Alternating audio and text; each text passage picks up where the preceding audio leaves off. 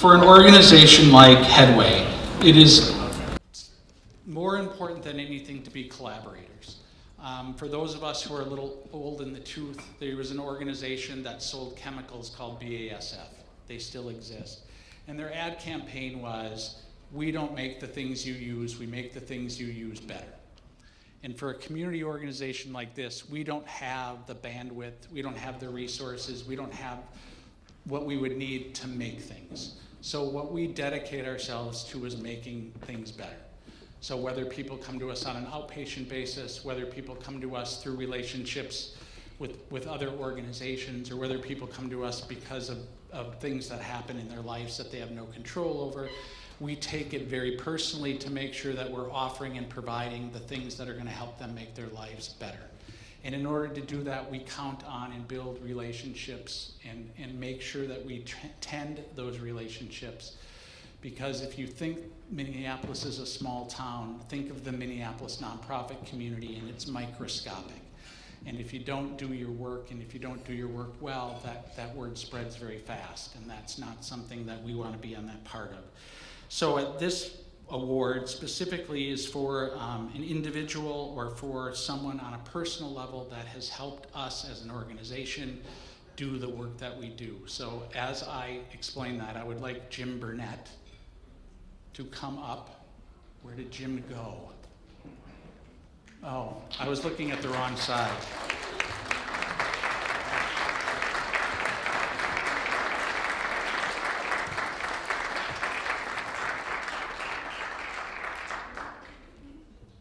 My first job was working at a residential halfway house for chemically dependent teenagers. It was also the best job I had. If you spend time with me, you'll understand I actually still have more energy than chemically dependent teenagers have. So I was like a kid in a candy store kind of thing. But Jim and his wife, Mary Jo, were on our community advisory board. And back then, the state required you to have a community advisory board. And for those of you who have ever been on something required by the state, you find people who come who don't want to be there, who come for 5 or 10 or 15 minutes, and then they leave. And then you go check that box, and I can turn that report in. Jim and Mary Jo showed up. Jim and Mary Jo made sure we did what we were supposed to do, told me how I was supposed to dress. Well, that was Mary Jo. Thank you. Yes. Jim mentored me through many years of my career, and unfortunately Mary Jo passed far too early of cancer. And much to my surprise, I read the obituary and it said that they were going to dedicate the funds that were raised as memorial to, at the time, Storefront Group, which was our name at the time. So we sat down with that money, I don't know, it was like $14,000. And said, we would like to start a scholarship committee, because Mary Jo was really into making sure everybody had access to the best. Whether you had a dime in your pocket or you had a $100 bill, you should get the same service regardless of what that was. So Jim and his daughter Amy and his daughter Carrie, we met, we talked, and we said, we have $14,000, we'll spend it in small increments, and we'll sponsor staff to go get training they wouldn't normally be able to get. We've been doing it 11 years. We've given away over $100,000, and we still have $40,000 in the bank.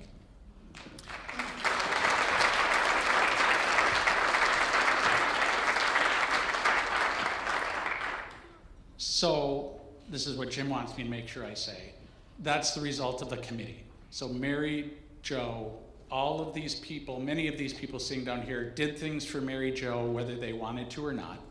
They did it with a smile on their face, and they did it with impeccable manners.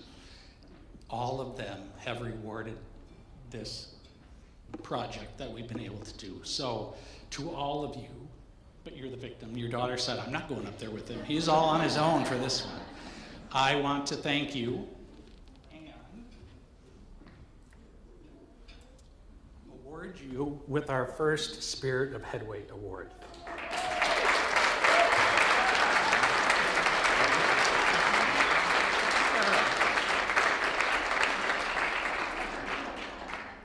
Thank you very much. I won't bore you very long. Number one is I would like everybody that's involved or has been involved in the committee to stand up so we can see you.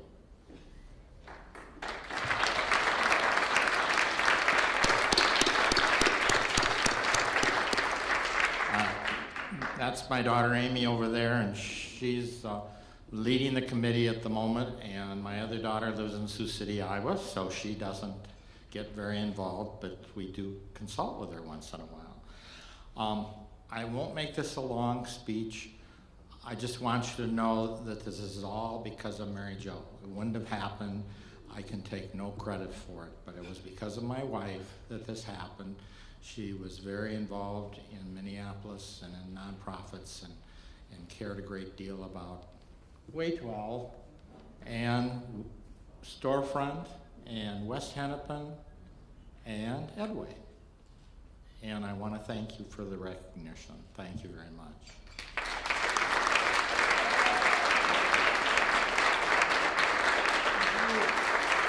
You got it? We're good? Okay.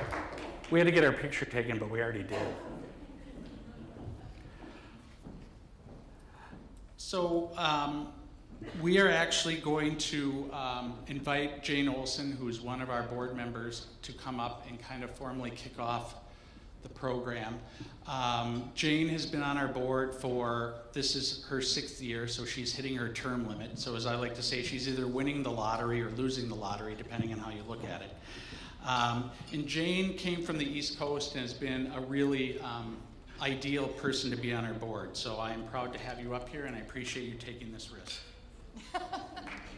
Thank you, Pat.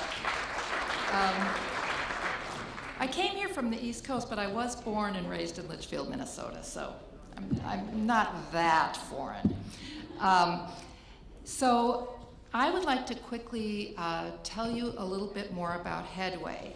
And it's hard to do because Headway does a lot of different things. And I've been a board member for over 5 years, and I'm still learning new things. So hopefully you'll learn something new tonight. I know that I'm still learning. But is the mic okay? At its core, Headway is a nonprofit emotional health provider that helps people, and this is our mission, transform lives, okay? We help people go from dysfunctional relationships to stable relationships. Help families go from chaos to calm.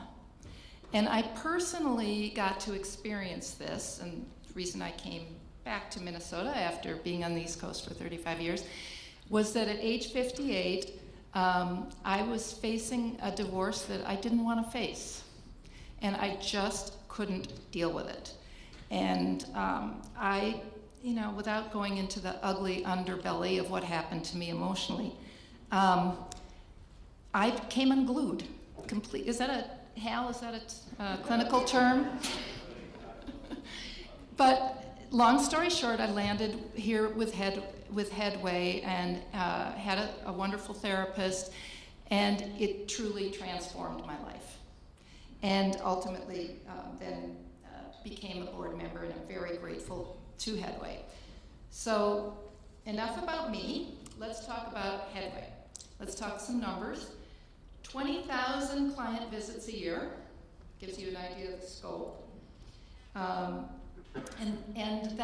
those clients range from adults to little babies. And when you say, why does a baby need our services? It's because the family has been identified by maybe a county social worker or a health professional as being high risk for abuse or neglect. So we go into Headway goes in, see, I'm already saying we. Headway goes into I'm not a therapist. Headway goes into the home and works with those young families to help them understand and cope with the new kinds of behaviors that are going to help them be healthy and transform their life. So Headway works from infants to adults, but they work with lots of school-aged kids, and I think many of you are involved with school-aged kids.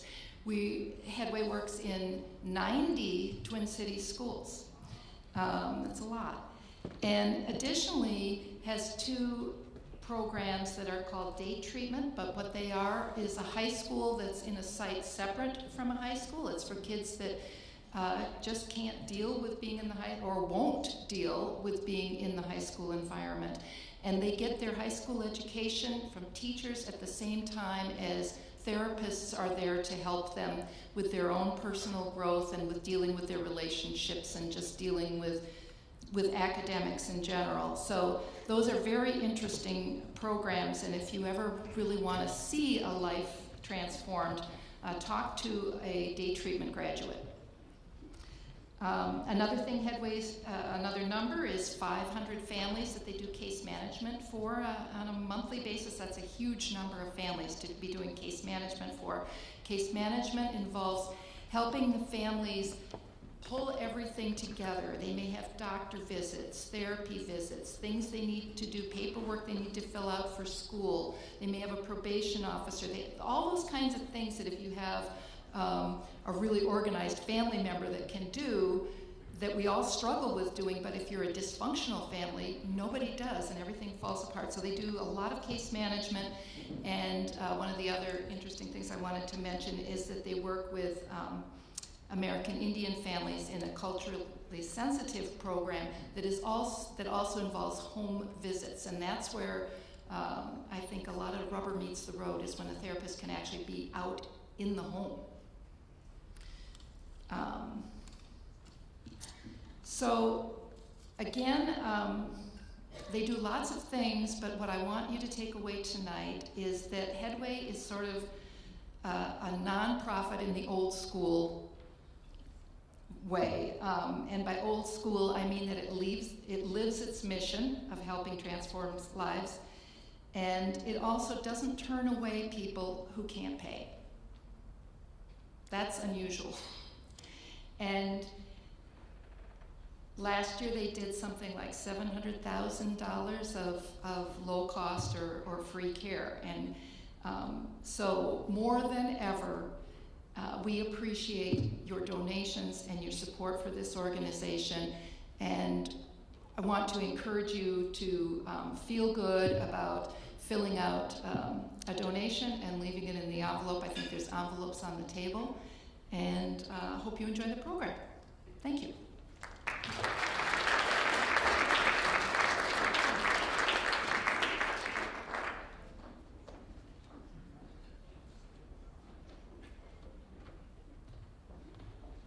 Thank you very much, Jane. So I checked on the painting. You guys are doing awesome, but there's still a need. I checked on the food. There's a really big need. So those of you who brought your Ziploc bags, feel free, you can take them out now. We're not going to judge anyone who wants to take it home as extras. We were supposed to be joined at this moment in time by Janice Shortle, who works for Care 11, who is going to come out of here out of breath because she was on the air from 6:30 to 7 o'clock, and she said, I'm going to come in hot.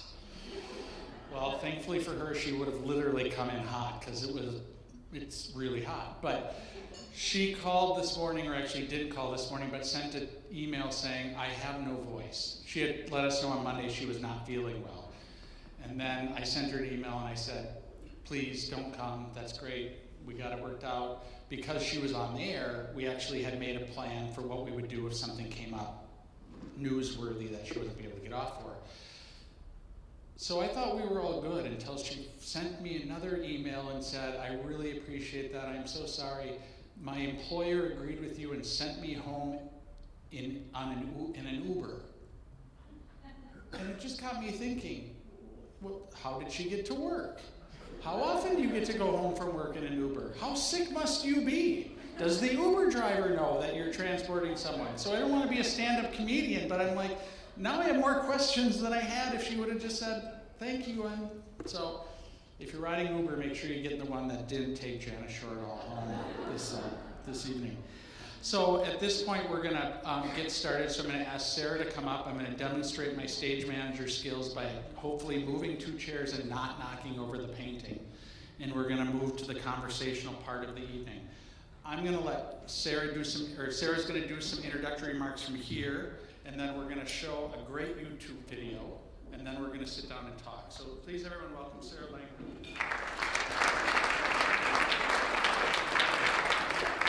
Good evening, everyone. How are we doing? We're fed and nourished and have some wine or some whatever it is you're enjoying. The cupcakes, for the record, look amazing. So just go help yourself to those. Thank you so much to the Headway staff for having me here this evening. I am excited to have this conversation about the topic of resilience. How many of you have heard the term resilience before? Show of hands. Most of you. So most of you are like, okay, I'm a little old hat at this. And that's great. The other thing I want to ask, I've seen a lot of the great polling questions going up. Normally I'm very technical savvy and like doing that sort of thing, but I just want to do an old school fist to 5, kind of a Likert scale ranking. How you doing today? And I mean that, like, how are you feeling? In this moment, are you kind of at a 0 of like, oh man, it was a struggle to get here tonight, right? I'm having a rough time kind of coping with everything. Or are you a 5 who's like, this is awesome, I have never been so excited to do anything in my life. So give me a range of where you are. Just show of hands. Most of you are at a 3 or 4. All right, so people are doing pretty well tonight. I see a couple of 2s, myself kind of included. I do that just because I think it's important to check in a little bit when we're talking about resilience and reflect a little bit on your own state of where are you and how are you feeling today. And think a little bit about, okay, how am I feeling and what can I do? What's the very practical things that I can do to kind of boost myself a little today? We're going to talk in some conversation a little bit more about what are those practical things, what are those self-care strategies and things like that you can use. But first, I actually want to play this YouTube video. So in my spare time, I'm kind of a giant nerd in that I make YouTube videos about developmental science. Like you do, you know, it's a hobby of mine. And so I made this video that talks about Harry Potter and the ordinary magic of resilience. But I have to ask, is anybody going to be annoyed if I spoil the end of Harry Potter? No? Okay, good. It's been years, so, you know, spoiler alert. But so I'll go ahead and wave my arms and have Dave play the video for us.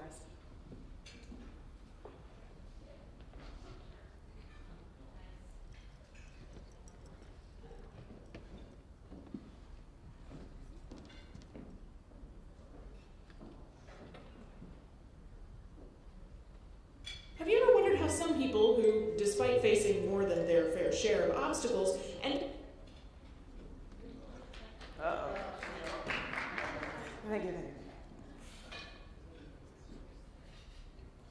Have you ever wondered how some people who, despite facing more than their fair share of obstacles, end up thriving and having really inspirational life stories? Harry Potter is really the poster child for facing obstacles and overcoming adversity. He comes from humble beginnings, but faces many challenges and obstacles, but manages to overcome them all to defeat the evil wizard Voldemort. Oh, right. Spoiler alert? Harry Potter and characters in the wizarding world as a whole are actually great representations of some key concepts in developmental science. For example, sometimes when scientists want to understand a little bit more about how people's individual experiences affect their long-term outcomes, they'll use something called a risk gradient. Basically, in a risk gradient, we look at the number of risk factors, for example, the number of stressors, adverse experiences, or traumas, and chart them against the number of health, social, or emotional problems exhibited, for example, health issues, substance abuse, or delinquent behavior. Now, on a typical risk gradient, we'd expect that as your risk level increases, so too would the number of problems or poorer outcomes that you exhibit in life. Now, let's unpack this with a few Harry Potter characters. Hermione. From what we know about Hermione, she had fairly few risk factors. She grew up with loving parents, had supportive friends, was smart, and worked hard. She also didn't express many problem behaviors, aside from the occasional rule breaking with her pals Harry and Ron.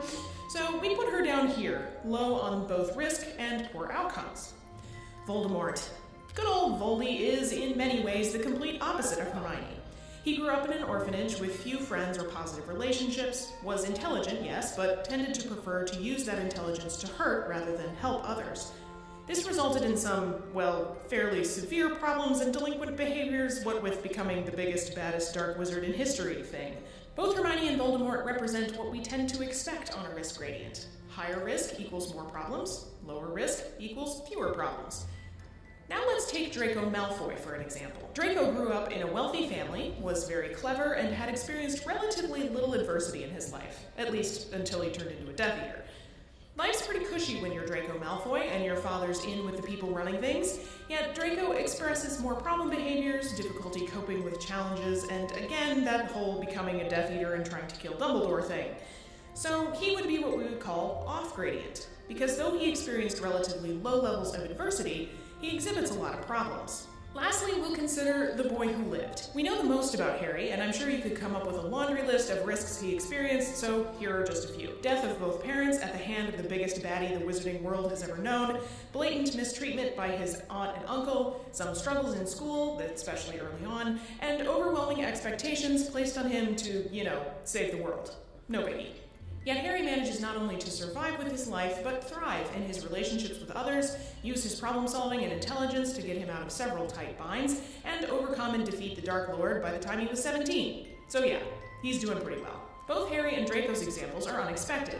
They go against what we would predict based on life circumstances, wealth, and experiences. So what is it about people who thrive under situations of extreme adversity that makes them different? Scientists refer to this ability to be able to recover and cope in the face of adversity as resilience. Now, it's important to note that resilience is not a characteristic that some people have and other people don't. Resilience fluctuates across the lifespan and is dependent on the experiences and the context surrounding an individual. Resilience is often dependent upon people's access to what we call protective factors. That is, factors that protect or support a person's ability to recover from a stressful life experience. So here are some examples of common protective factors and some Harry Potter characters who exemplify these characteristics. Positive, consistent relationships with caregivers, relationships with other caring adults, relationships with close friends or romantic partners, intelligence, problem-solving skills, self-regulation, emotion regulation, planfulness, the motivation to succeed,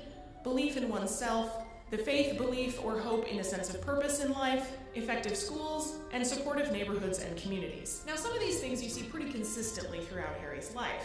He's smart and motivated and driven and has caring relationships with friends and other caregivers pretty much throughout the whole story. But there are cases where Harry's access to these protective factors changes over time. For example, in the first couple of books, you see that Harry is generally supported by the wizarding community as the boy who lived and the chosen one. However, later in the series, that starts to change, and Harry is even sometimes perceived by the wizarding community as the villain. We see the role of Sirius Black's character in Harry's life as a parent-like figure and a source of support for Harry. We also see the crushing impact that losing Sirius has on Harry in all of the anger and self-doubt we see in Book 5.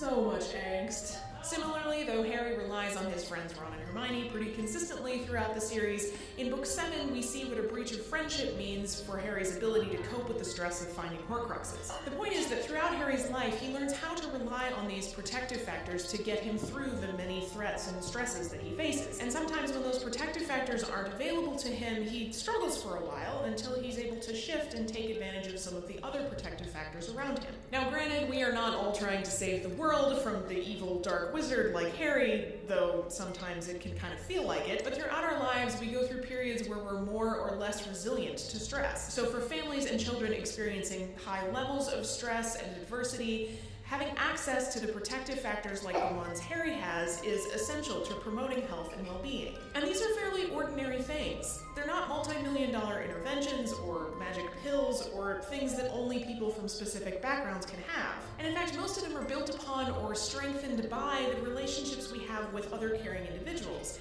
And those people exist everywhere, and they're pretty ordinary. In fact, years ago, one researcher described resilience as ordinary magic. That is, that resilience arises from and in the context of these everyday, ordinary experiences. Now, that's not to say we don't need interventions or system and policy changes to enable people to more easily access protective factors in their everyday lives. That's a major need. But we need to remember that, like with the story of Harry Potter, that the magic happens in the most ordinary thing of all: love and connection with others. What about you? What was a time that you were resilient during a really hard time in your life? And what protective factors did you rely on to get you through? Tell me down below in comments. And if you're looking for more on resilience, you can check out the book Ordinary Magic. It's a great review of our scientific understanding of the concept of resilience. And as always, thanks for watching, and I'll see you next time.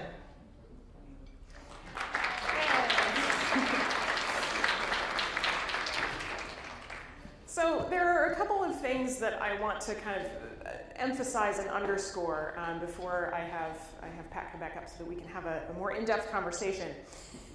Whenever I talk to people about resilience, sometimes I get people who ask me, well, isn't resilience just sort of a thing you either have or you don't? Isn't it a personality trait?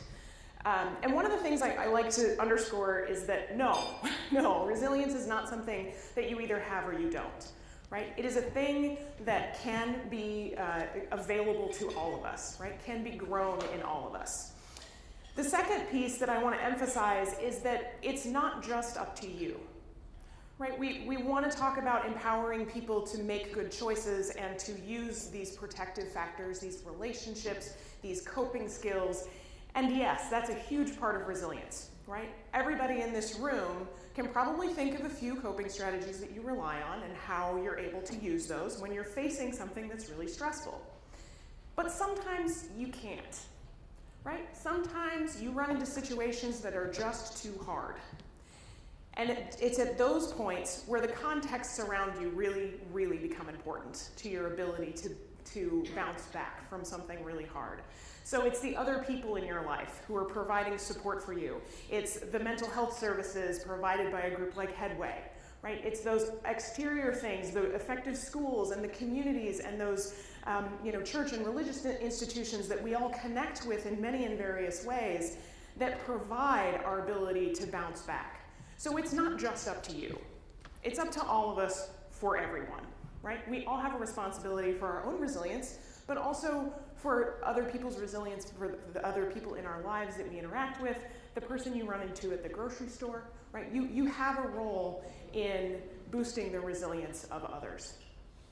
The third is that your resilience can change over time.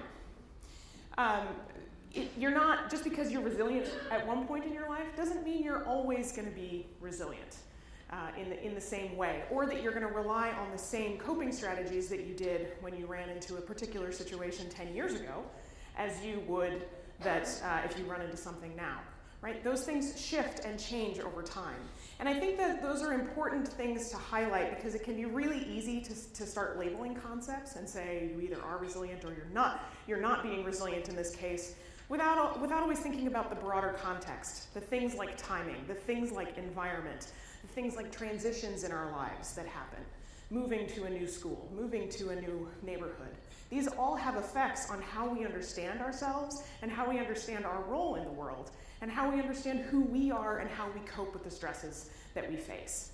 So those are the three things I just want to underscore as we continue to have a conversation, I guess, if we're ready for that. Yeah, a couple of things. I think my microphone is going to turn on auto. It's like Harry Potter. It's magic. So if you are a tweet person, which I'm not, so I'm going to tell you about something I know nothing about, and you want to tweet a question, you can do that at that hashtag. However, if you don't share your Twitter account publicly, then we need you to include a dot before your tweet because that unlocks your tweet. So the last time we did this, because I know what I'm talking about, we had people tweeting in questions and no one could see them because I didn't know you had to put a dot in front of them. So they've educated me. So the other thing is we're going to run through the slides because that's going to help ensure that we talk about some of the questions that came in. And if you filled out this little icebreaker card, you have a chance to win a $50 Target gift card. So if you did, you just need to turn in your icebreaker card. So there's 3 women standing in the back. We're happy to take it from you.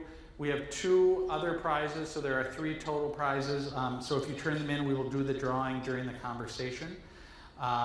So if you can run through the survey results, we will share with people, and then Sarah and I will have an idea of what to build off. So I think I'll wave my magic wand. I just think that's an awesome picture.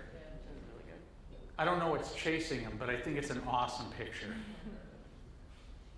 All right, so my interest in resilience comes mostly from my role as a professional, with parent in second place, and we have a lot of others, which we did ask people to share what that means, but it again gives us a chance to think about who we're talking to. When I face emotional challenges or difficulties, I rely on my inner strength is by far the most, or is strongly the one. I rely on my friends and ones for support, so that builds on some of that.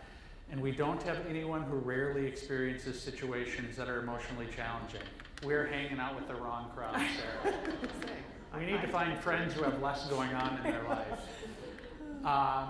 All right, the next slide is, are there others in your life who would benefit from being more resilient? So this is where one of the things we'll talk about is kids. How do we work with kids? How do we think about kids as a parent? What can we do for our kids?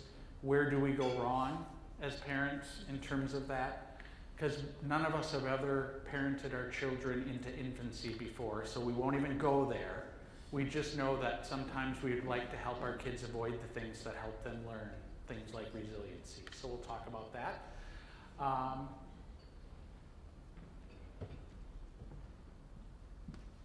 I do like the fact that 20% said their parent needs to learn that, because again, as a kid, that's one of those things you always think that your parents are going to know all the answers. When I worked with adolescents, it was very common in their recovery from chemical use. They would have that moment where it realized their parents didn't have all the answers, and you could literally see it on their face. They'd be on the phone, they'd be in a conversation, they'd come into my office, they'd say, I just talked to my parents. They don't have a clue. And I'd smile at them and I'd say, what does that feel like? And they'd say, I'm terrified. I always thought. So to think that 20% of people think their parents need to be more resilient, that's a really important thing about how we age and what Sarah was talking about. And then 78% of the people feel like when we talk about resilience, they think it's a matter of made up of all those different characteristics. So you all passed the test, because you hopefully answered those questions before Sarah took you through the ode to Harry Potter. For those of you who are not Potterheads, I hope that it made enough sense for you. We probably could have done it like in Gone with the Wind or something that was more whatever. And then is there one more, or is that the last one? What in things help you bounce back? So what's really interesting is no one picked self-care, so I'm going to absolutely ask a question about that, or meditating, which I find very interesting because you all seem calm and at inner peace, so maybe it's just good food in your belly. Well, I know, you gotta help me. I gotta build, you're taking away from my, you're all passing grades. I gotta come up with something to talk about up here. No, I think that's absolutely true, but we're going to talk about a couple of those things, because again, when we are at our lowest point, we often doubt ourselves the most, and so that's some of what, again, resilience brings for us. So thank you. For those of you who did this and didn't understand why, I hope you now understand why. For those of you who don't have a smartphone, or the two young people in the front who don't have unlimited data, get more data so you can participate in more polls while you go through life. Right? All right, so Sarah, you and I are going to sit down. All right. Because I'm filling in for Jana, I have to have a cheat sheet for my questions. So we anticipated a number of questions about kids. So can you talk about resilience in kids and what we as parents and grandparents and other teachers can do for kids? Yeah, it's hard because I think a lot of you probably feel this way, that it's kind of hard to be a kid these days in many ways. And so kids are facing different kinds of challenges in this day and age than you may have faced as you were growing up. And so it's a little hard to know, how do we navigate this, especially with the interconnectedness of the world and all the smartphones and being, playing video games all the time. It's hard to know how to intervene and where and in what ways. I think the story of Harry Potter is a great way to kind of talk through some of these things, because there are instances, or there are things that different characters rely on in different ways. If you think about the Weasleys, for example, so the Weasleys are this big family. For those of you who aren't aware, they're this big family of like 5-6 kids, and they're kind of economically disadvantaged, I would say. They're not the most wealthy kids in town. They live in kind of a dilapidated house. But there is a sense of family and togetherness and support for one another that sort of transcends everything else. So even though each of those kids faces their own challenges at school, whether they're not the smartest kid in class or whether they're the ones who are constantly causing trouble, like Fred and George like to constantly make trouble, or if they're getting bullied for not having the new clothes or not having the fancy new gadgets or the new broom to fly around on, they still have that support network in each other, and they know how to reach out for those friendships that really matter. And so I think a lot of what parents, parents especially can do is provide that safe space, that even if everything isn't ideal, the more that you can be a buffer for those hardships that come and for those things that are trying to kind of tear at your kids, the more that you can buffer them and provide that safe space for them to be whoever they are, that's a really great way to begin to boost that resilience. Talking with them about different coping strategies, different things that they might try depending on what they're facing. At school, if they're having trouble with a friend, maybe you sit down and talk to them a little bit about it and provide examples from your own life. When I'm having trouble with my friend, I try to sit down and talk to them and ask a little bit about what they're thinking or feeling. Or, maybe I decide I'm going to let them have some space right now, and that's okay too. I can go, go over here to my other friends. There are ways that you can begin to talk through behaviors and emotions and thoughts in ways that give kids a broader understanding and a better understanding of their own sense of self and the way that they operate in the world. So I think those are some basic things that parents and others who are working with kids can do to really think about boosting those relationships and strengthening those relationships that you have with kids in your lives, and providing some examples and some strategies and some very tangible how-tos when they're struggling with particular things. So one more kid-specific question. So I'm the father of 3 kids. I think they grew up okay for this moment in time. None of the texts I've gotten tonight have been from jail or any of those things. I'm always grateful for that.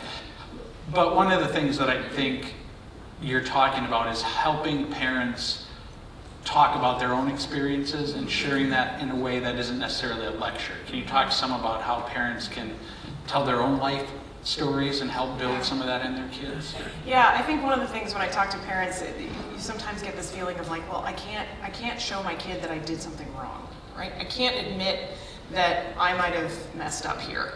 And I would actually encourage the opposite. When you mess up, talk about it, right? If you get a little bit short with them because you're trying to get out the door and they're dragging their feet and everything is backing up and you kind of snap at them a little bit, talking about that later and saying, I shouldn't have done that. I was angry, I was upset because we were behind, because this is what was happening. I get angry sometimes too, right? And it's okay to be upset, but I also want you to know that I still love you, right? And I'm sorry that I got angry with you in this case. Maybe next time, let's try to do it a little bit differently, right? Like maybe next time, would it be okay if I gave you a 10-minute warning instead of a 5-minute warning that we need to leave?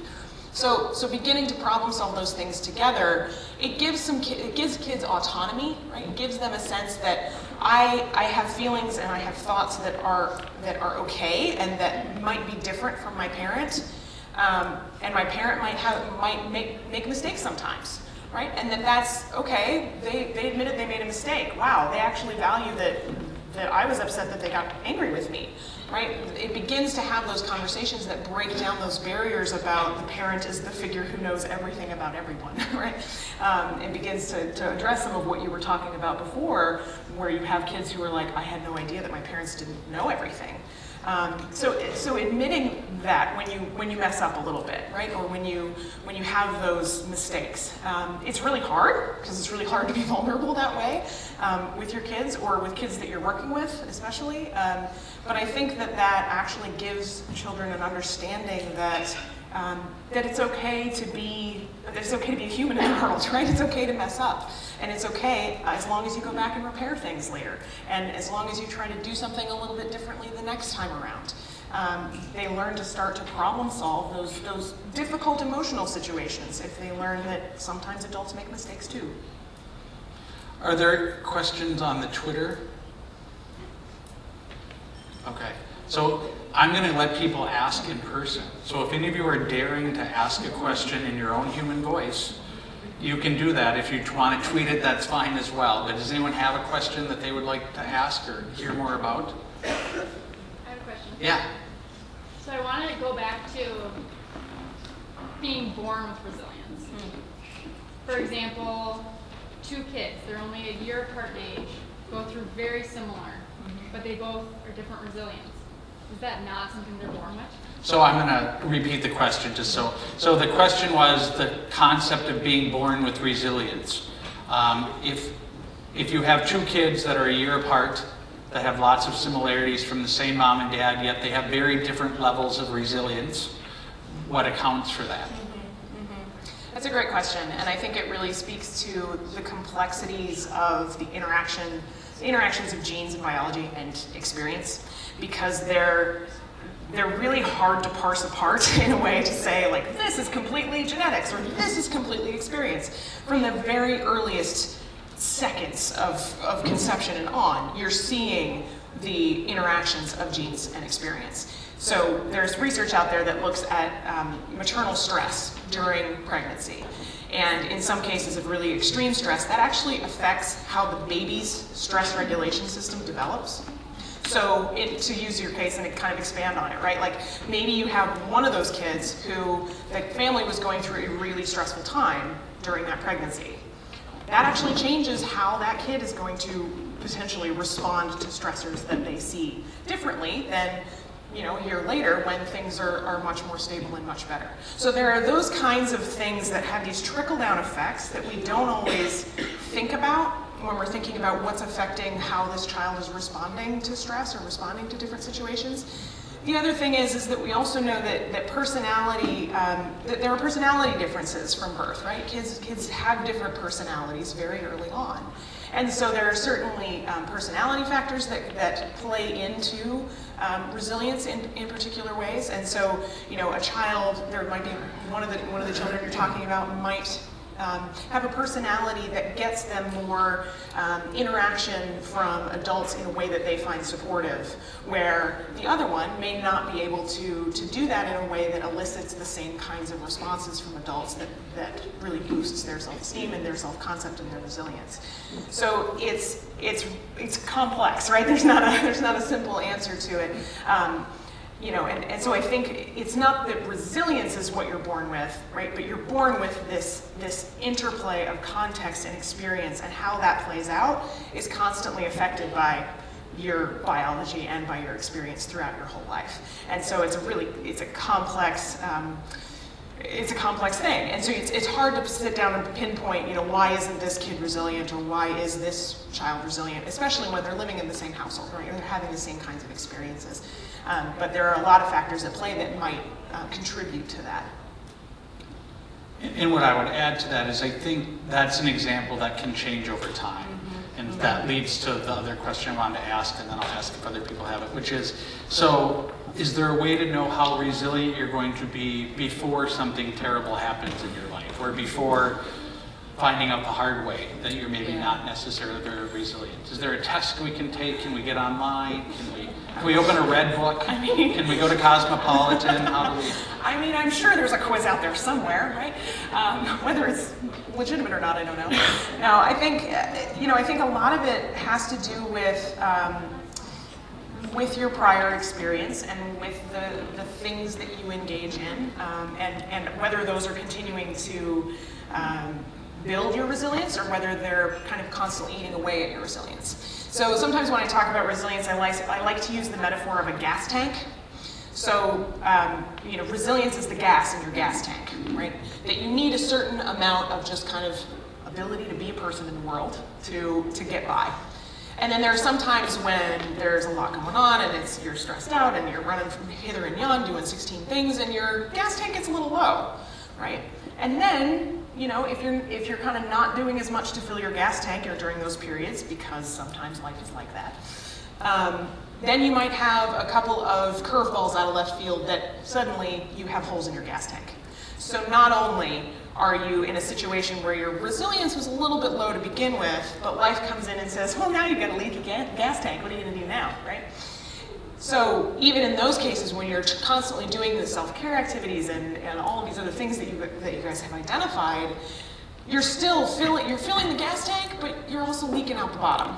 And so I like to use that metaphor because I think it helps us to think about when you're feeling depleted, when you're feeling like, oh man, everything's just really hard, that maybe your gas tank is a little bit low. So what are the things that you can engage in to fill that gas tank? So I would say when you're thinking about how do I kind of predict how I'm going to respond to this, where's your gas tank at, right? Where's the meter on your gas tank? Keeping it as full as you can, and while also still doing other things in the world is really the challenge, and it's a balance, right? You can't only do self-care stuff. Most of us have to work and do other things in the world that are taxing and draining, and even some of the things that we find to be self-care activities can also be stressful, right? I think sometimes we don't think of them as the same. We don't think that the things that fill you can also be the things that drain you, but they can.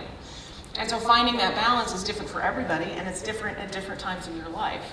So I think when you're looking ahead and thinking, okay, am I going to be able to weather something right now? It's checking in on the gas tank. And kind of checking in, that's what we did at the beginning of this evening. It's like checking in on your gas tank. Where are you at? Are you at 3? Are you at a 2? Are you feeling great? Are you at 5? Doing that kind of check-in and reflection can be really helpful to kind of give you a sense for where you are. What I would add to that is I think it's important to build on it as a habit. And that's one of the things that I think life tends to teach you. Yeah. Is that you may not be able to predict when the hole's coming in your gas can, but if you do a little bit every day, if you do a little self-care, if you do a little exercise, you end up having invested in some of those things. We have real tweet questions. So is resilience, like in developmental stages in a child, does resiliency also have the same benchmarks as that? Okay. So the question was, as children go through their developmental stages, does resiliency also have developmental stage? Can you tell when a toddler, starts crawling, or when toddlers start experiencing the ability to leave their parents? Does that mean resilience is at a certain percentage or a certain level as to where it should be? Yeah, it's interesting because I haven't heard resilience discussed in that kind of developmental stage framework before.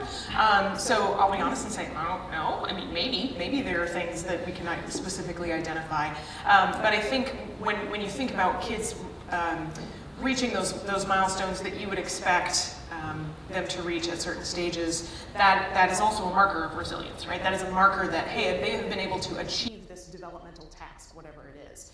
Now that's probably an indication that they're having, really supportive home lives, and they're, getting lots of cool experiences out in the world, and they're learning about how to navigate relationships and how to explore and those sorts of things, which would indicate that they're growing up in environments that do support resilience. And you may see cases where kids bounce back much easier, and some cases where they don't. Again, depending on a litany of other things that are going on in their world from day to day. You might have a kid who from one day is doing great at sharing at preschool, and then the next day is like a monster, right? Who just will not share because maybe they didn't sleep very well, or maybe their sibling didn't sleep very well. Maybe they didn't eat very well that morning, right? There are any number of things that can kind of throw it off on a daily basis, but I would say that in general, as children are reaching these developmental milestones that you expect, that's a pretty good indication that they're trucking along okay, right? And that they have some of these skills that they're developing along the way. And in some ways, those of us as parents who realize our kids may not be growing up to be the kids we would like them to be, there are some things that we can do as parents to help encourage our kids to learn some of those things. Right. So the last question, yes, go ahead. Is there a correlation between emotional intelligence and resiliency? I think there would be. Is there a correlation between emotional intelligence and resiliency? So, if you teach EQ, do you teach resiliency? I would say cautiously yes. I don't know that there's been a study that's looked at those particular metrics in that way, but I would say as a general rule, if you're building kids' abilities to understand and articulate their emotions and how to regulate those emotions, that's a really important life skill for all of us to have, and one that is certainly an indicator of resilience, right? In the Harry Potter video, I believe self-regulation was listed as one of those things, and so it's definitely a skill that is useful in self-regulation. Now, whether a kid decides to use that or not in a given situation, right? Whether they're using that protective factor when they're facing stress, that's different. We don't know. So they may have really great emotional intelligence skills and emotional intelligence in general, and still not show resilience all the time. So I think they're related concepts, and I think obviously building emotional intelligence is a very valuable thing for children in general, but you might also still see bumps along the road. It may not be the only thing that affects resilience. So. Is resilience part of the gene pool, or is it a learned skill? I'm going to give the most annoying answer, which is both, probably. Yes. Oh, sorry. Is resiliency part of the gene pool, or is it truly like a learn? I mean, can you take a non-resilient person genetically and create them to be resilient, or is there? Is it nature or nurture? It's both. is the short answer. I mean, I think you can look at it.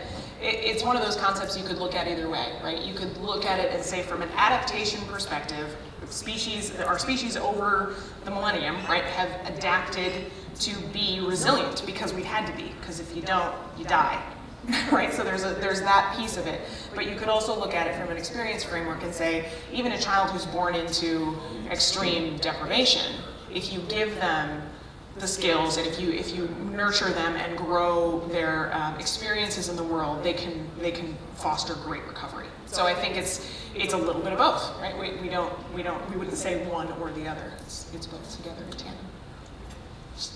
Yeah. Is there such a thing as being too resilient? Is there such a thing as being too resilient? It's a great question. I can answer that as a parent. But yeah, go for it.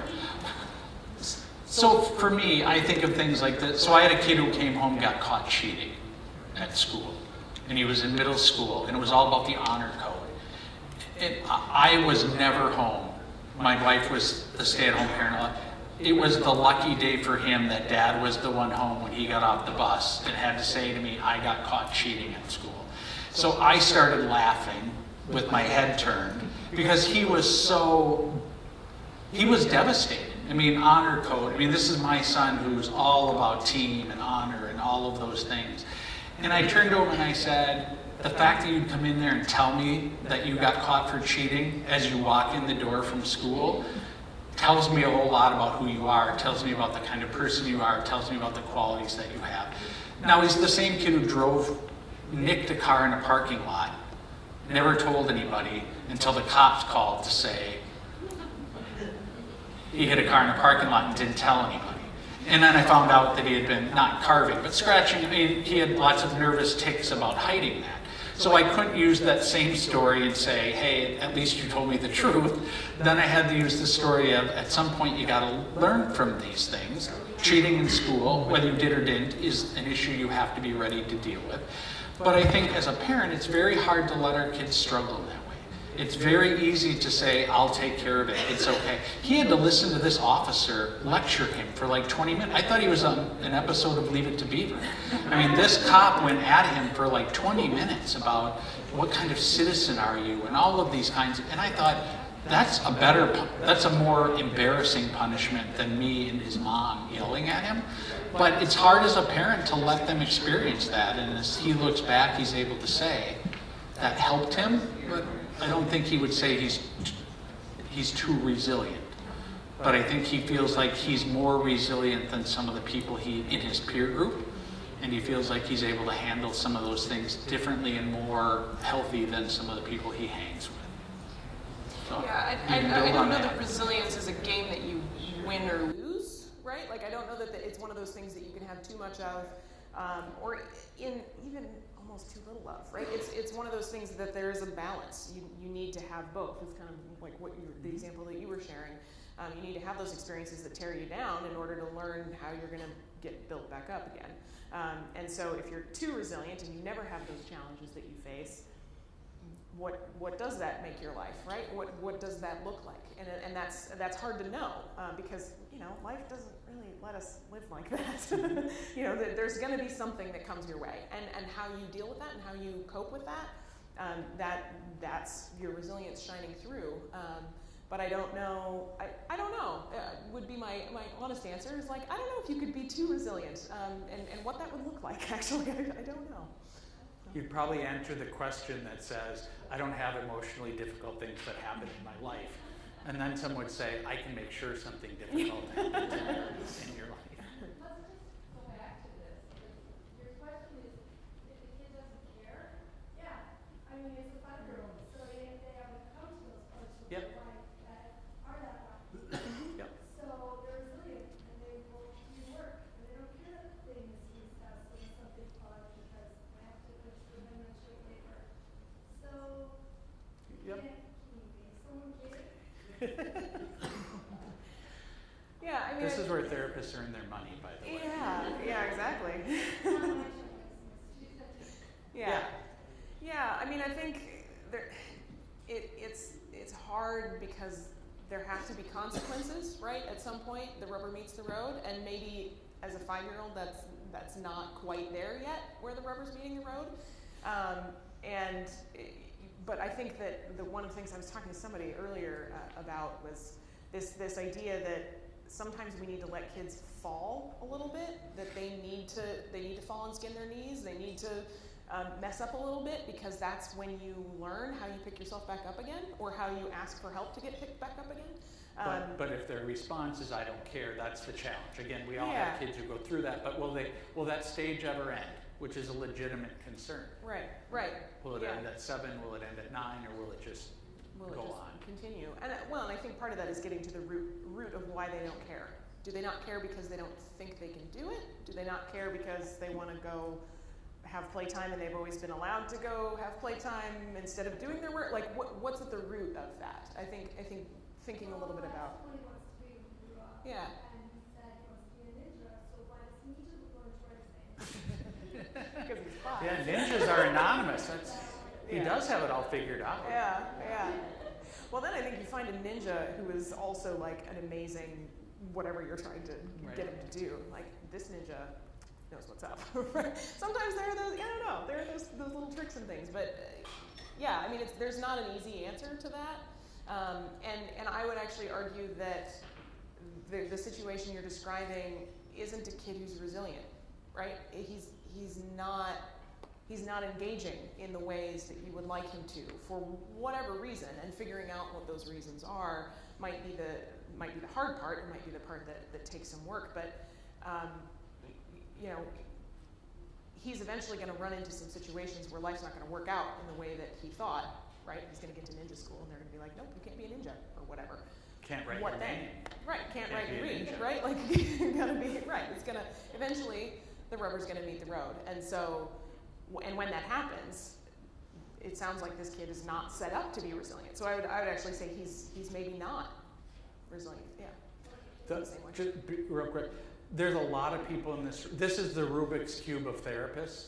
So you may get run over between now and the time that you leave by people who have all sorts of solutions for you. So just be aware.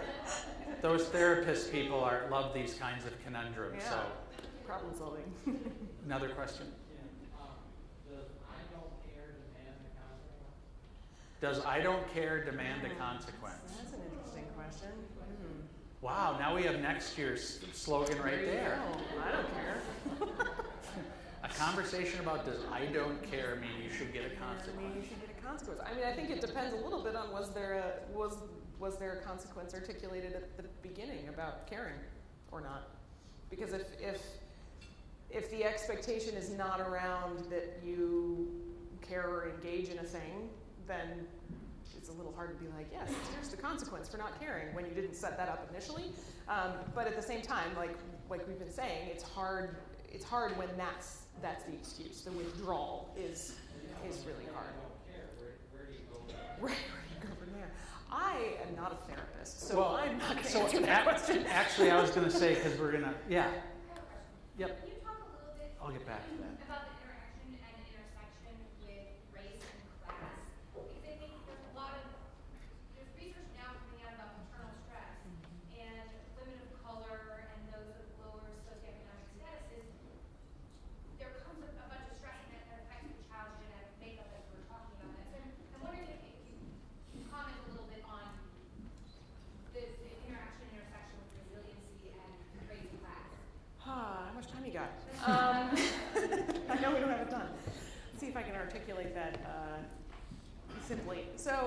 yes, there's a lot of research coming out about especially things like that researchers are starting to look at poverty as a major stressor, right? That is a thing that is causing stress responses and is generationally compounding upon itself, especially in certain cultural groups and groups of people.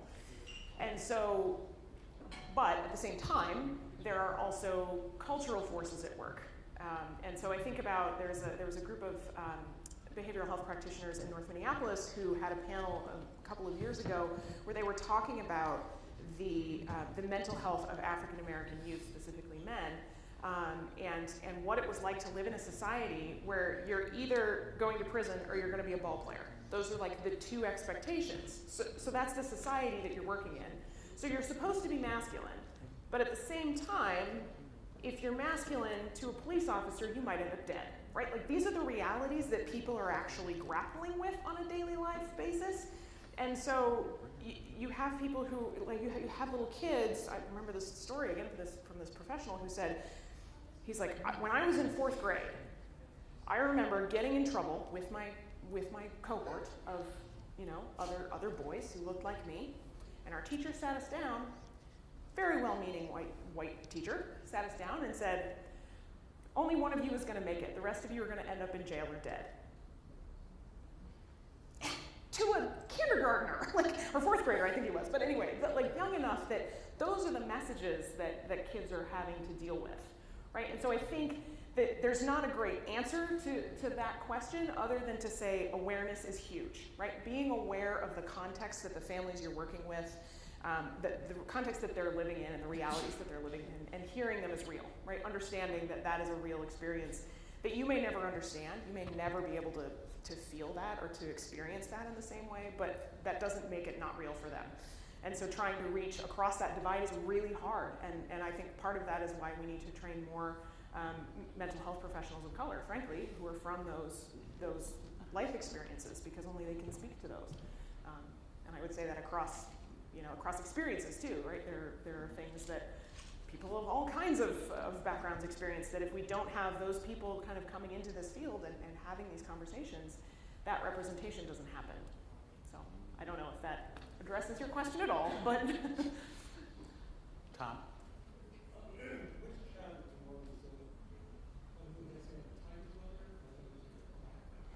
So the question was, which child is more likely to be resilient, the helicopter mother child or the tiger mother child?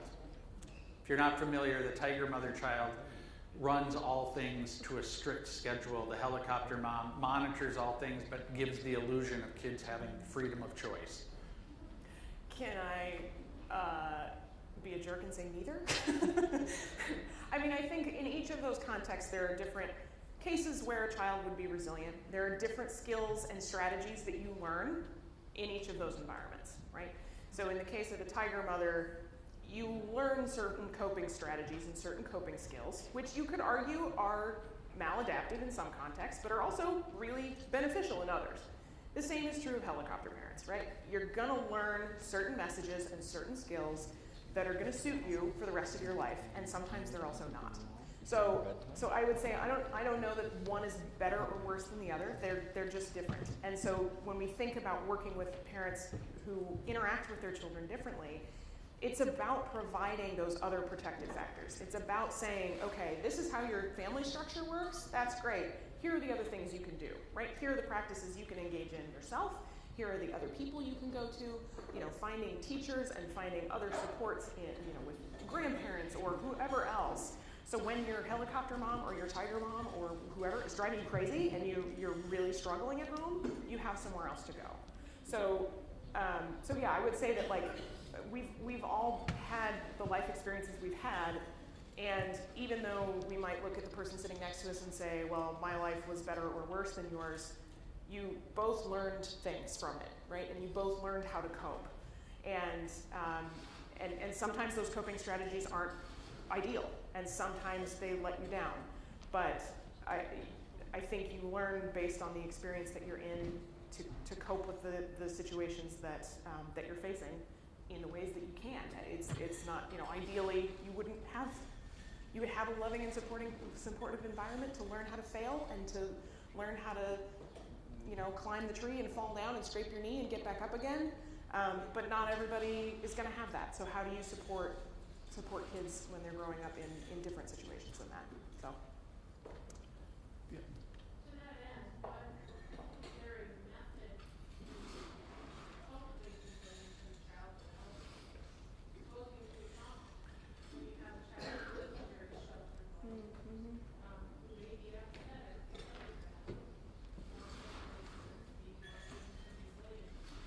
how do you go about that? Right. So the question was, how do you cultivate resiliency for a kid who is maybe in a sheltered life, has a parent that's overprotected, whatever that is? How do you help cultivate resilience rather than, or other than putting them in the Uber that gave Janice Shortle a ride home, or taking them to a neighborhood and dropping them off without a ride, or giving them a compass and telling them they need to find their way across town? How do you do it without creating trauma for them? Yeah, I think it's about providing those opportunities to brush elbows. Is that the phrase? Brush elbows with other people, and whether that's they get to go to a week-long camp in the wilderness and they have to figure out with each other, and in the support of a camper or whatever camp leader in a safe space. But they still have to learn, how am I going to negotiate with this group of people that I'm spending a week with, right? I don't like this kid, okay? You got to figure out how to navigate that. And also, there are going to be disappointments that are going to come along, whether if they're sheltered or not. There are going to be things that happen that that you may, because they haven't experienced a lot of that, they may react in a really extreme way to those first kinds of disappointments, those first things that they run into, and they're like, wow, life isn't perfect, life doesn't work out like this way for me. And so then having the time and space to really talk through that and say, okay, well, you're disappointed that this thing happened, it doesn't seem fair to you, what are you going to do about it? What are we going to do about it? Talking about how they feel about it, right? This is frustrating for you, why? What is it about this situation that makes it really difficult? So I think there are ways to provide those, safe experiences that you're not dropping them off in the middle of a dangerous neighborhood or something, but where you can also provide experiences for kids to scrape their knee, right, and to run into having to navigate working with others and run into disappointments and learn how they're going to cope with that, right, and talk them through how they're going to cope with that and how you would like them to cope with that. So we're going to end this part, but a couple of serious things that I want to get back to, kind of a general theme that's come up. So there are a number of people who are professionally trained in this room. So if you choose to identify yourself that way, you can do that now by either raising your hand, or you can just walk around and say that that's what you are. And feel free to ask those people, because what I promised that we would do is to put the disclaimer out there that says, we did not ask you to come and be the voice of all, right, to be the expert on all, to give the answers for all. So part of this is about negotiating what fits and what doesn't fit, and so we're extremely grateful for your willingness to come and share how Sarah looks and sees these things, how Legos work and see these things, how Harry Potter works. But there are people who can identify and who are happy to do that. And then the last thing I will say is, and it's not a plug, all of us go through times where we have holes in our cans and we're at low ebbs. And that doesn't mean you have a mental health crisis or you have a mental health issue. You just need somebody. So again, whether it's a clergy person, whether it's a therapist, whether it's somebody who's outside your sphere, I really want to encourage people to be aware and to be tuned into that's an option, that's an opportunity to be able to do that. And it doesn't come, we don't, at Headway at least, we don't put letters on you if you've been to therapy. We don't tattoo you in a way that makes you obvious to folks. So there are just times where and oftentimes it's the people you least expect it from. And that's, to me, I've learned more from the people who haven't necessarily wanted to help me, but have been wanting to share their opinions about me to me, than I have about the people who have loved me, who have wanted to make sure that nothing bad happens to me. So I think there are some people that can teach you things, even if it's an unpleasant learning experience. So again, Sarah, thank you very much for your time and your creativity and your willingness to be here tonight. Well, thank you for the fabulous questions.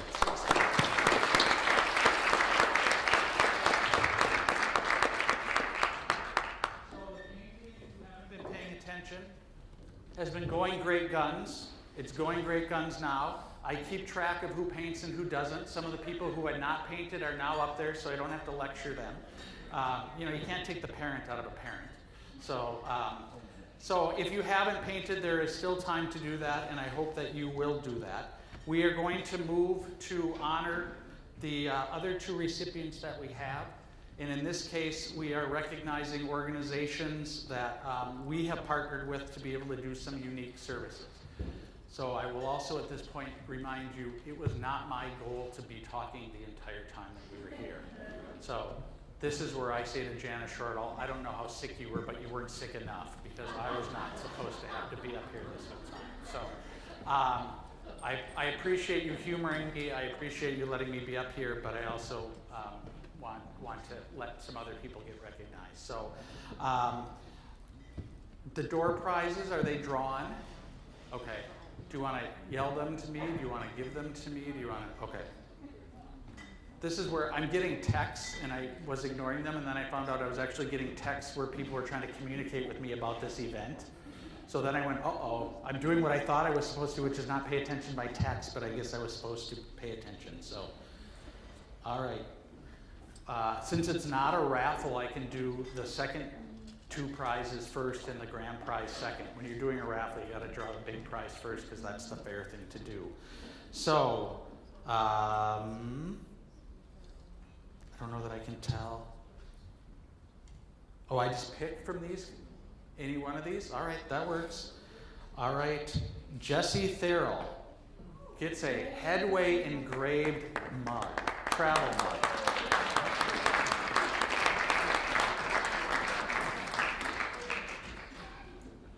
Yeah, and I'll give you the answers for those of you who didn't do them. So we provide schools in 92, so more than 90 would have been an acceptable answer. Which day treatment was opened first, Hopkins or Brooklyn Center? It was Hopkins. That program's been running since the late 70s. What is the name of Hal Pickett's dog? Hal Pickett is the gentleman with a big beard and no hair, who's our clinical director, and his dog's name is Carolina Blue. Six what? Dogs. Well, he does own 6 dogs, that is true, but he only brings 1 dog to work most days of the week. So that's the one we went with, which is Carolina, was the answer for that. And then what does the green trifold brochure on the give information on? And the answer is our general Headway services. So if you did all of those answers correctly and you still didn't win, we just built resilience for you. So you go home the biggest winner of all. The second engraved travel mug goes to Judy Rickoff.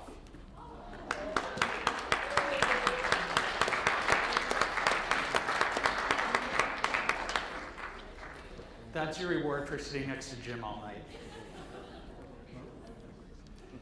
And the winner of the $50 Target gift card is Beth Freshy.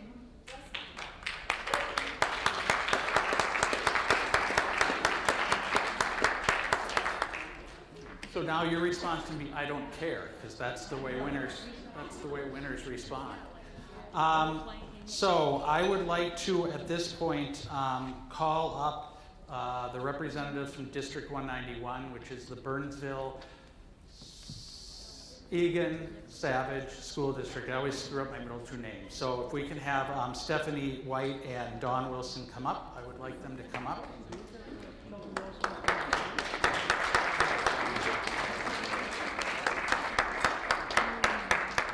So one of the things that Headway is that very few people know is Headway is the largest single provider of school-based mental health services in the state. And one of the reasons that we are that are the 2 women that are standing behind us. In 2000, I should have ducked. You can't hide behind me. In 2010, the superintendent, well actually the principal of the high school, called us, and they had just hired a new guidance counselor, and she said, they have this service in District 196, which is the neighboring school district in Egan, Apple Valley, and they have this group called Headway, and they come and they work with our students, and it's really hard to be a counselor here when you don't have that support service. So the principal called and said, what is this? Can you tell me about this? And so we came and we met with the principal, and we had this meeting, and nothing happened, which is kind of what happens in schools, is you kind of float an idea and months go by, and because they're all busy. And then all of a sudden we get this call in January, and would we meet with the superintendent? And so we had a meeting, and I believe Dawn was at that meeting, and all of the high school staff was there, and we started to have a dialogue about what could it look like if we could provide some additional services to the district. And then we went and met with the elementary principals, and the question was asked of them, if we take the services you have now and we make them available to the kids who are really, really struggling in your school, what would you think of that idea? And I'm not kidding you, we hadn't even left the room. And they voted 10-0 to say that's what we need to do. And this was back in the olden days. This was back in the good old days, 2010, when this stuff wasn't going on. And certainly in a district like Burnsville that was made up of high economic, high everything, high achievers, high college graduates, high this and that. And so we had that conversation. We started out with 7 therapists. And the way we divided those therapists, Dawn knows this, was that two of those therapists worked at a single location. One of those therapists looked at a single location. All the other ones worked at 1, 2, or 3 schools during the week. So we had a therapist split between 3 middle schools, which was like 2,700 kids or something at that time for one therapist. And we had 2 schools that never needed the therapist, which was an interesting question to ponder, is what would be going on at that school that you wouldn't need a single therapist for 1,000 kids or whatever. So in that time, we have now grown to having almost 16 full-time equivalent therapists in that district. The school board has been extraordinarily supportive and generous. And what's really great about these 2 women standing up here is that when we started, there was a different superintendent. There was a different person in charge of special education services and support services. Dawn's job as head of the nurses was the designee to try to put this whole program together. And she broke her butt, literally, to put this together, and then got it to a place where the retirement of the special ed person was able to not knock it off its feet. 2 superintendents later, it's still going, and then Stephanie comes from southern Minnesota and takes a job and comes up to the cities and literally inherits this kind of program that she's not necessarily seen, and gives us an opportunity to continually reinvent and continually talk about. So we spent 2.5 hours talking about how could we do it slightly differently, how could we do it better, how could we do all of those things. So we have worked with literally thousands of kids in the Burnsville School District, and the teachers and the paraprofessionals and the support staff and the district staff continue to say this has really made a meaningful difference in the lives of those kids. And we're only there because of their courage to bring us in and their willingness to say it's time that we offer these kids the kinds of things they need to be successful academically. We're not there because we're making them better people. We're there to make them better students and more successful academically. So thank you very much. I have a board member who's coming up right here, Karen, and Karen has got the lucky job of being Ed McMahon. For those of you who aren't young enough to know Ed McMahon, talk to someone who's older than you. And Karen is going to present the award to Stephanie White and Dawn Wilson for District 191.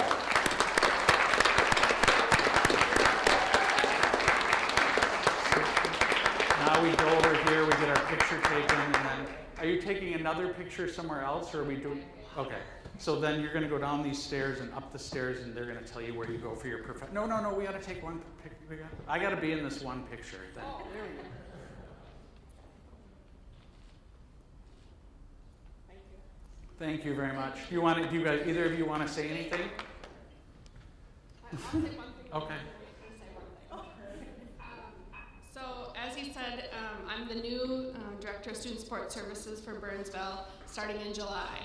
And one of the reasons why I picked Burnsville as a district I want to be a part of is because of the support that it gives a student, not just academically, but considering the whole child. And Headway's been a great partner, and that's been a clear message to me from the first day that I accepted the job, was that they are a great community partner for us.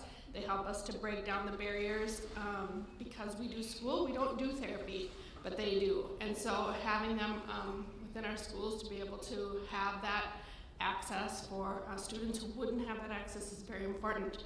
And the second thing I'll say is that Dawn is very much, should have the credit for being a huge part of this being in our district, and so I'm going to make her say a couple words about it too.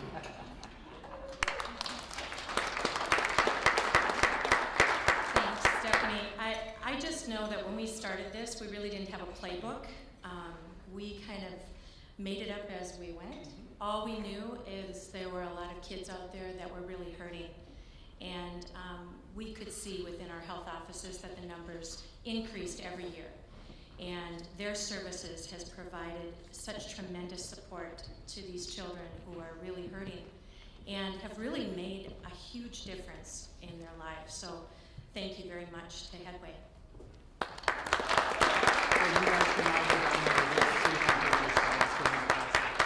So go up, I'm going to send them this way, so go up to the back of the room, I guess. There's a lot of finger pointing going on. That's as professional as I can get. Go to the back of the room. So again, thank you very much for that. And I will tell you that as a result of that contract, Anoka Hennepin came to us and said, well, would you be willing to talk to us about doing this? So we're in 23 schools in Anoka Hennepin. And as we said, we have therapists who office for part of the day or for part of the week or for their entire work session in 50 plus schools around the metropolitan area, which is really an amazing thing. And on some level as a parent, I wish it wasn't true. But on another level as a parent, I'm just really grateful, whether it's Headway, whether it's People Inc., whether it's the other organizations that are in schools that are helping make a difference. That really helps these kids have a shot when they get out at 18 to really have a productive life that they may not have had otherwise. Susan, I'm going to call you up. I'm going to do this in reverse order, and I'm going to ask Prairie Care to come up, whether that's Todd Archbold or others to come with. He's trying to rope someone else in to have to come up with him. I appreciate that. So our interest and desire to recognize our partnership with Prairie Care is very unique in the sense that we compete. We are competitors with each other in a lot of the things that we do. Yet what happened was that I had a chance to meet Todd and to begin to talk with Prairie Care about some services that we provided and talk with them about some services that they provided that we didn't. And what came out of that conversation was a very clear message that said both of these organizations are willing to put the client first and put the needs of the community ahead of whatever it was that we had in the game. So our day treatment is something that's unique in this community, and the relationship that we have with Prairie Care makes that extraordinary, and the relationship with District 287, which is the connector of those things, makes it irreplaceable. So kids either step up to Prairie Care, which means their psychological issues get to the point where they're no longer able to function at home, so they go into a more intensive setting, or they're at Prairie Care and they step down, where they're able to come out of a more intensive setting. They get education from District 287, who we recognized last year, while they're at Prairie Care. They come to us.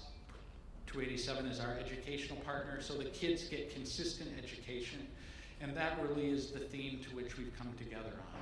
It's been, we probably met 5 or 6 years ago, I would guess. We've floated all sorts of ideas. There are still ideas that are in the hopper. Some of the people come up to me who don't necessarily know that I know Todd the way I do, and they go, well, what do you think of Prairie Care? You know, they're taking over the world, and they're doing this, and they're doing that. And I smile and I say, I think Prairie Care knows what they do. I think they do it very well, and I think they're very welcoming of community relationships. And for that, we are really grateful. In addition, they have offered us their staff.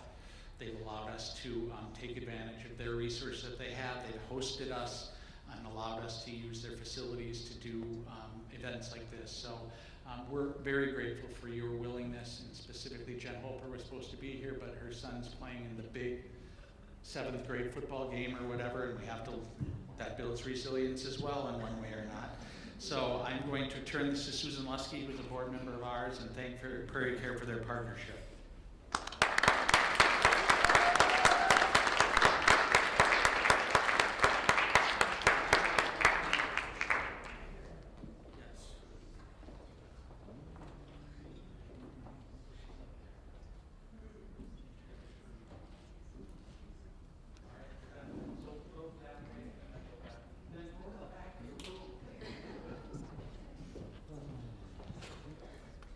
So I think we've done pretty well time-wise. It's 8:30. This is in no way an end to the event, but it's an end to me, meaning you won't have to listen to me anymore after I get done making my closing remarks. I want to start out by saying I greatly appreciate your willingness to come out on a weeknight. We had a board meeting this morning, and one of the things that parent educators have run into is parents used to be willing to go out one night a month to do something to help them be better parents. Parents don't go out one night anymore. Parents stay at home and want to watch it online, or they want to get it in a PowerPoint, or they want to access it some way. So for you all to take the time and the commitment to come out here, I'm moved, and I'm also very impressed, and I'm very grateful for that. For the partners that we've been able to recognize, I thank you for coming. I thank you for being good sports about being recognized, because that's usually not high in anyone's list. I also want to thank those of you who choose to make a donation and make a gift. There are envelopes on the table. What I can tell you is that we will spend that money in the wisest way that we can, which is we'll spend it on making a difference in the lives of the folks who come to us, and especially in the lives of those who come to us without the resources to necessarily do that on their own. So we appreciate for the opportunity to do that. The online poll will haunt you again, not literally, but only in my voice. So we have follow-up questions for you. Part of that is something we owe to Sarah, because when Sarah comes and does these things, Sarah likes to know, did Sarah do a good job? Did Sarah tell you what you wanted to hear? All of those things. So I think there's 4 or 5 questions. They're not complicated. Your phone will remember. For those of you who don't know how smartphones work, they actually will remember. They probably are still on that same page. But if you can take the time to answer those questions, I would greatly appreciate it. We will do another event. It'll be in the spring. It'll be in April, the middle of April. It will likely be in the morning, and it will probably trend a little more educational. So for those of you who are interested in a more educational background or in educational trainings, continuing education unit kinds of things, we will certainly be sending out information as we get closer when we have a theme and things like that. And then we will be back here, probably literally here again, next October or November, and we're going to show you the artwork that you did. I promise you, when you walk in, you will say the same thing that everyone else did, which is, I never painted on that painting. I don't recognize that painting. I don't even know what that painting is. This painting has hung in our day treatment program at Hopkins since June. It toured for about 6 months because no one wanted to give it up. Jackie was here last year because we honored District 287, and she said to me, that's ending up in my program, and you need to promise me before I leave it is. So I made her that promise. I offered her a chance in Monty Hall-like fashion. Did she want to trade the new for the old? And her response was, I want my old. So the new one is now going to tour for a while, and then we'll find a suitable home. But I hope you will help us help finish the painting. And again, thank you for coming, and please continue the conversation. As I said, there are lots of opportunities to share your resilience, your lack of resilience, or the things that have made you the people that you are. Have a great night. Have a great weekend. Thank you for your time.